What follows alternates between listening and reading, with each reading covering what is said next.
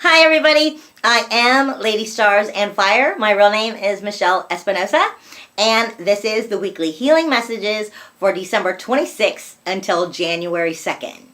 Now, before I go into the healing messages at all, I kind of have to ask, please to take a moment. Everybody, please take a moment for prayers, ask for healing for the whole nation of Asia and for the outskirts, right there on the Philippines, Malaysia, and Indonesia. They've been having a lot of storms lately, earthquakes, and on Christmas, the Philippines had a typhoon touch down on the Philippines. It caused a lot of a ruckus. Basically, it's brought a lot of problems. Mother Earth herself, the energy of that area, she's been having a lot of problems, is basically what I'm being told, and healing energy is needed. However, if you cannot send healing energy, please send prayers. And if you have the money and it's possible for you, please look up how to donate for that area, because that area is in need of help. For, like I said, Mother Nature is having a lot of issues right there, and a lot of earthquakes and so forth is going on in that whole China, Asia, and the outskirts area at this time, and is in need of help. Now, also, if you're sensitive, that might also have a little bit to do with why you might have been feeling this whole week, this whole past week, and over the holiday. Not that the holiday doesn't bring enough energy on its own, but on top of it, it's been in between that liberating feeling and at the same time. Come on, I know a lot of us have been feeling it. There is a reason for that, and I will get into that as we move into the week. It is completely natural that you've been in between feeling, I'm starting to move into that liberated, stand up for myself, and independent nature that you have. But at the same time, a lot of things have been just nitpicking at you, and there's a reason for that, and that has to do with, like I said, the dreidel that was in last week's healing messages. That is a Hebrew game, but it's so much more than a game, and has to do with what the truth of that means is the miracle in disguise, the miracle that is happening, the miracle that is coming, so to speak. But I'm going to explain that as we go into this week's healing messages. And I apologize that I'm a little late putting them out, but I had so much information coming in from so much different areas and spiritual paths, as well as religious paths, that it just took me a while to separate it all and decipher it, plus verses. Was it part of this week, or does it go into the 2017 information that I'll be putting out a little later? So, this week alone is December 26th through January 2nd. Happy New Year to you wherever you are in the world. I'm being told, first off, camouflage. See through the illusion. Hear the birds outside? They always have to do with that connection with the other world. See through the illusion. Camouflage is what I'm being given. And then I'm also being given the dragon's eye itself. The dragon's eye. Kind of like verses are coming to meet with the swan itself. The swan and its divine energy, its peaceful energy, its serenity, its love, its purity, versus the intelligence of the dragon's eye. So it's coming together in between these to see that camouflage of what it is you're not seeing to help you move forward. However, I am being told with 2016 it is going to have little bits of growth spurts where we're going to have areas, and right now we're coming into that finding how to get going for that growth spurt. I will explain that a little more when I go into the 2017, sorry. I'm also being given for this week the polar bear, or the bear. Now, I'm not going to go into its animal medicine, because depending on who you are, that medicine may be a little bit different depending on if it's the polar bear or the bear that is coming to you, because they do change a little bit. However, you will always be able to check back on my Google pages, on my Facebook, on my Twitter, LinkedIn, any of them, or you can Google it yourself and see what that medicine may have for you, if that medicine is meant for you. I am being given, again, the polar bear and the bear, one or the other, or possibly even both. As a shadow animal, I am being given the guinea pig or the pig. And I have an angel in the room right now. Sorry. I am being given the shadow animal. Now, the shadow animal means that this is an area of healing that is needed. This is why a shadow animal comes. Or at least that's the way it has been directed to me in my spiritual learning. That's what represents healing. Needing of healing is what a shadow animal means. So again, for you, you may want to look up if that is a guinea pig that would be bringing its medicine to you, or the pig in general, because I know they are different animals, but I am being told by them that it could be one or the other that may be dealing with the situations needing of healing for you. Now, I often go into the fact that Spirit usually speaks to me with a lot of Hebrew. However, they've been talking in a lot of different symbols of a lot of different religious backgrounds this past week, which also is also leading me into the 2017 messages. But I'm trying to stick it straight with December 26th through January 2nd right now. I am being given, which I am assuming is pronounced as the pi, P-E-I, of Hebrew. But it means the mouth. It is about communication. And I'm also being given the fact that it is working directly with the ayin, which is the eye. The pi, or the mouth, speaks to us of awareness of our physical time and space. It is the here and the now. Staying in the here and the now and being aware of everything within it. It is knowledge hidden within our mouth, what it is we verbally speak.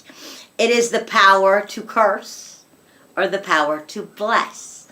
It can be the wicked or the divine of nature. It is depending all on how it is you choose to use your mouth, along with the awareness that you are getting from the ayin, which is the eye, the divine providence. The eye that is looking for sanctity as well as blessings. It is the sheep that is looking towards the shepherd. The physical vision and the fountain of wisdom. Remember, last week, I also said that in the shamanic journey that I was given, I was shown Jesus last week, showing me that, yes, we think of him as the godly, walking on water. However, he's saying, no, you're getting that wrong. Yes, he is the godly. He is. He has evolved up. He can do that. But that was not the point. The point is, he is the shepherd leading his flock. He is meant to be seen as among us, helping us, not better than us. Maybe he's evolved, but not better than us. He walked among us. Don't get that confused about being in service, is what I'm being told. So all of this comes together with the mouth and the eye coming together into proper communication, which also goes right back to where I'm being shown the swan and the dragon's eye coming into seeing through the illusion, seeing through the camouflage. Now, I'm also was directed into the Japanese, which is, I was being given the Torii Gate. The Torii Gate, if I'm pronouncing it right. If I'm not, I apologize for those who are Japanese who know I'm pronouncing it wrong. It means the bird abode. It brings to us also the information I'm being told of the swan, again, as well as the seagull. The Torii Gate is the symbol of returning of goodness. It is the returning of light to the world. However, it also is a figure that wards off evil.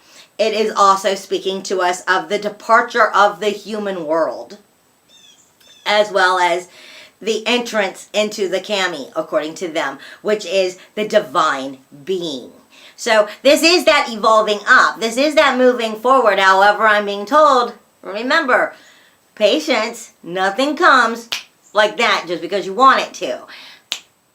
It just doesn't work that way. Patience is how things work.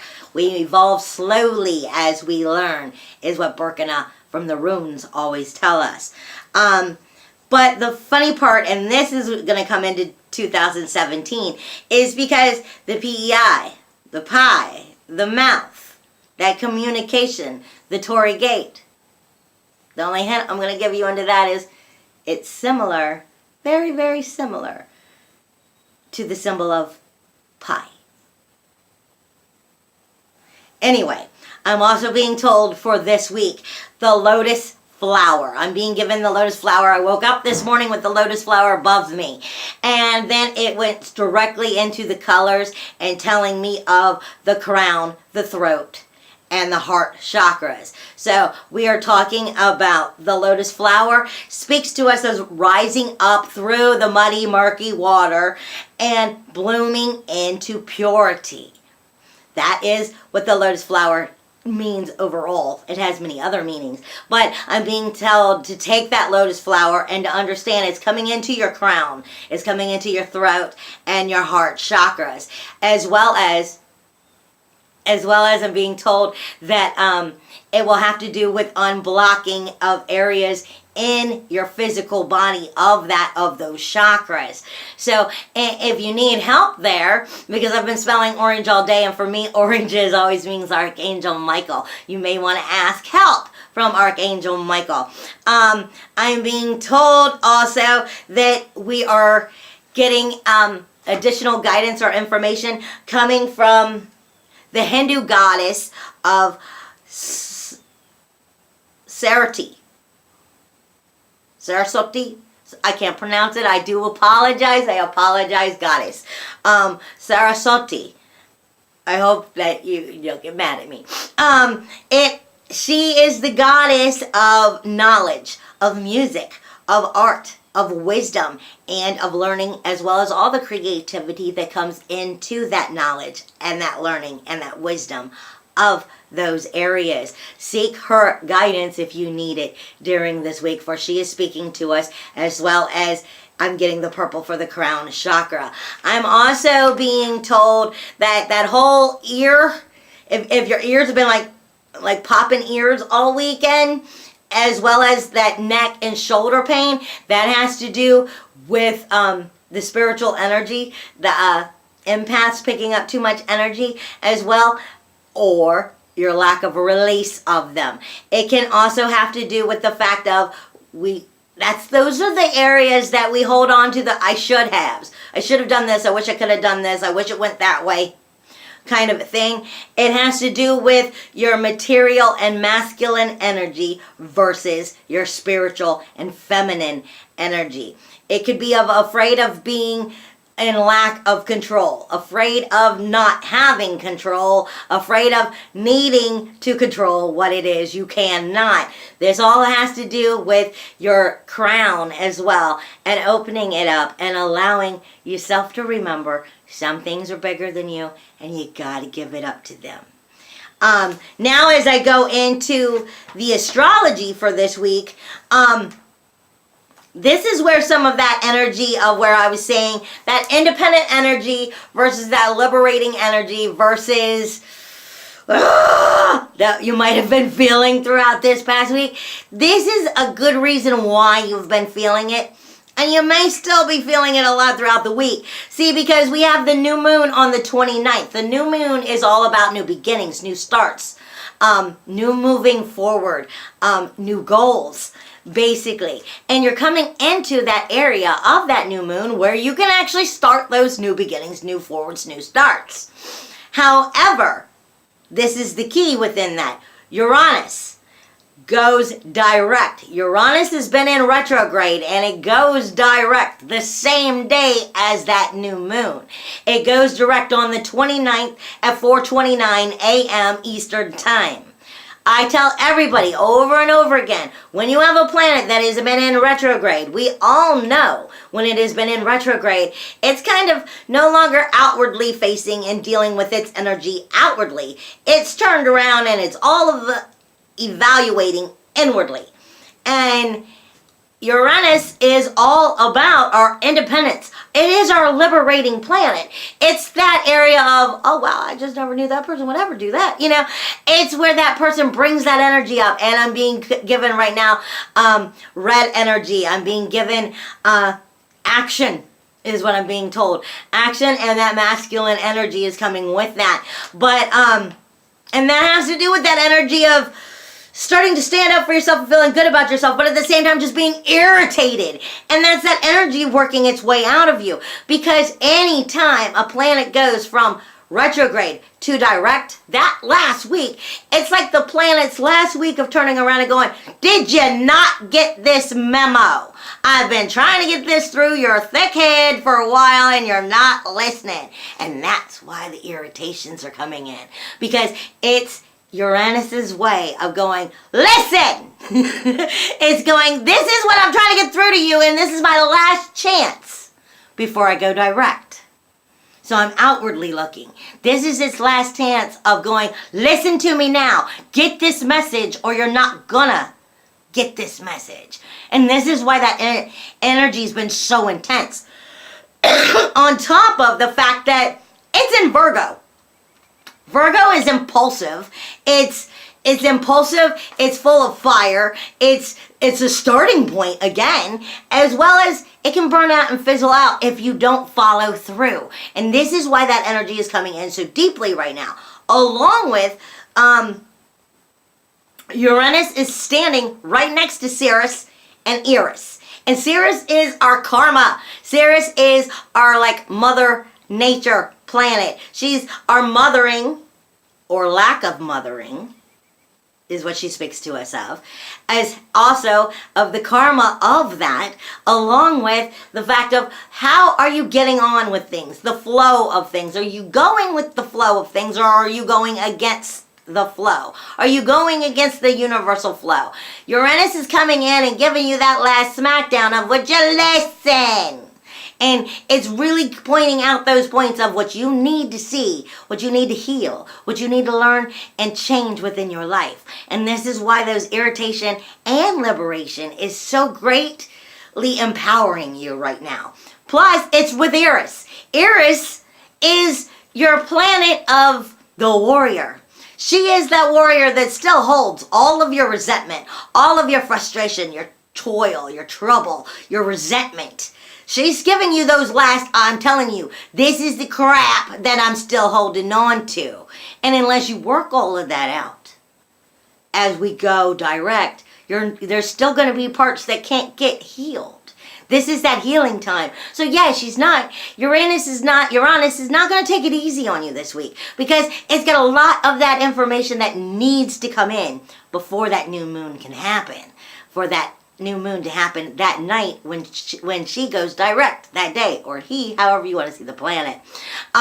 Because again, it brings up that new moon, those new beginnings, those new goals, as well as your new liberation, your new identity, your new independence. And you're not going to get it unless you get the guidance and a memo that Uranus is trying to throw at you.